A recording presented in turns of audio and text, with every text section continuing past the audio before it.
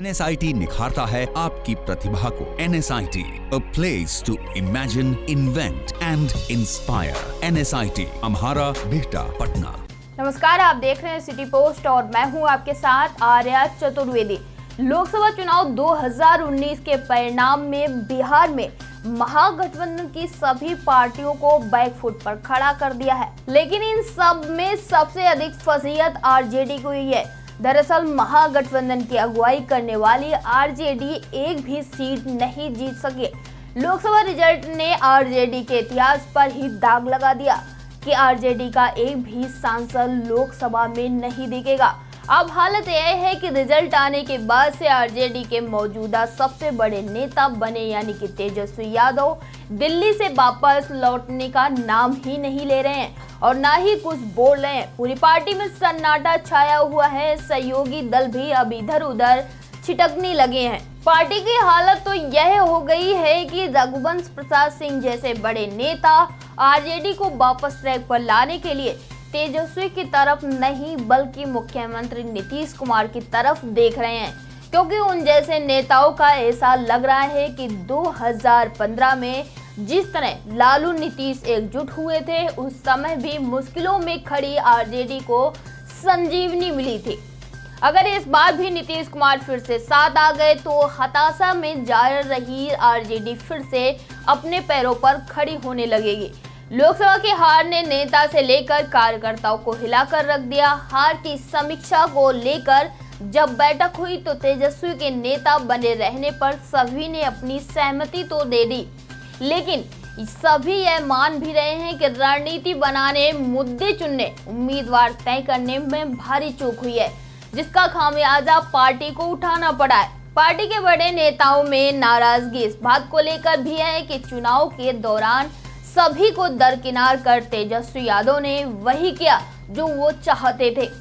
इस बीच आरजेडी की ओर से राबड़ी आवास पर इफ्तार पार्टी हुई, जिसमें बड़ी संख्या में लोग आए, लेकिन इस इफ्तार में कार्यकर्ताओं का मनोबल बढ़ाने के लिए तेजस्वी नहीं आए। यहाँ तक सहयोगी दलों के बड़े नेताओं में भी दूरी बनाकर रखी है। कांग्रेस तो अब इस कदर आरजेडी से दूर हो गई है कि ना तो उसके नेता समीक्षा में ही गए और ना ही इफ्तार पार्टी में। हालांकि इस बात की भी संभावना पूरी है कि अगर इस हालात में चुनाव तक आरजेडी टूट होती तो टूट कांग्रेस में भी संभव है। बिहार की मौजूदा राजनीतिक हालत में अब सभी पार्टियां 2020 के विधानसभा चुनाव की तैयारियों में जुट गई हैं।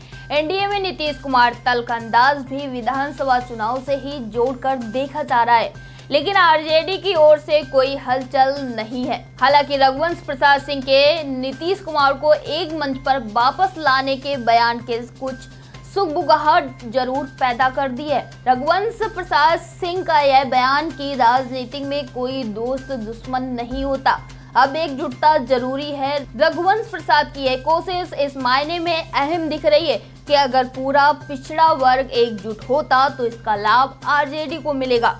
साथ ही यह तेजस्वी के उस बयान को जवाब भी है जिसमें तेजस्वी यादव ने कहा था कि नीतीश कुमार के लिए महागठबंधन के रास्ते बंद हैं। इससे साफ जाहिर है कि अब जो हुआ सो हुआ, लेकिन अब पार्टी में सिर्फ अकेले तेजस्वी के फैसले सर्वमान्य नहीं होंगे।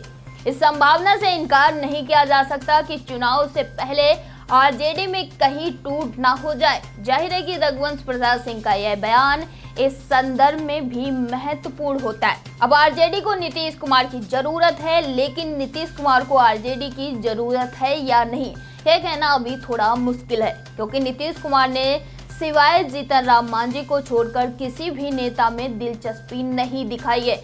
लेकिन यह सब इतना आसान भी नहीं होगा। नीतीश कुमार की तलखी उन्हें अलग राह पर ले जाएगी या नहीं। नीतीश कुमार आरजेडी के साथ मिलकर अपनी राह बनाएंगे या फिर जिस अलग राह पर वे चलेंगे उसमें आरजेडी को अपने साथ रखेंगे या नहीं, फिलहाल यह कहना मुश्किल है। लेकिन जब मोदी मंत्रिमंडल में जेडीयू की सांकेतिक भागीदारी नीतीश कुमार को इतनी चुभ सकती है, तो तेजस्वी यादव के बार बार पलटू चाचा के शब्दों को इतनी आसानी से नीतीश कुमार भुला देंगे। यह भी मुश्किल है। बहरहाल आरजेडी अभी मुश्किलों में है। खुद के सहयोगी उसके साथ कितना और कहां तक साथ निभाएंगे कहना थोड़ा मुश्किल है। जीतन राम मांझी की हम पार्टी और कांग्रेस ने तो इसके खुलकर संकेत भी दे दिए हैं। कहीं एक समय पर पूरा विपक्ष एकजुट रखने वाली आरजेडी आने वाले दिनों में अलग थलग न पड़ जाए। फिलहाल अब तक के लिए इतना ही। लगातार देश दुनिया की छोटी बड़ी खबरों से रूबरू होने के लिए बने रहिए हमारे साथ और देखते रहिए सिटी पोस्ट। 22 वर्षों का विश्वास, 10,000 से ज्यादा डॉक्टर्स, गोल नेशंस लीडिंग इंस्टीट्यूट।